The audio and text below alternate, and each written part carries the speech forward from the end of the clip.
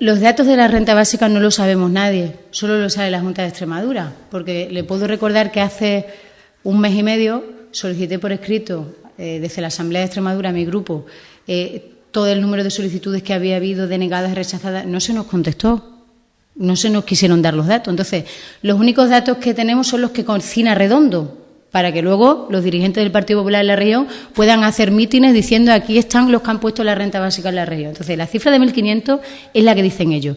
¿Qué cifra le puedo dar desde el PSOE? La que nos dice la gente.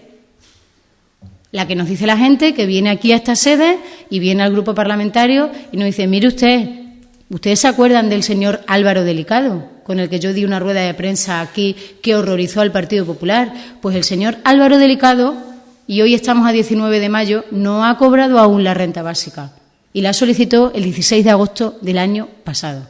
Entonces, los datos que yo le puedo decir es la realidad que nos cuentan los solicitantes de la renta básica.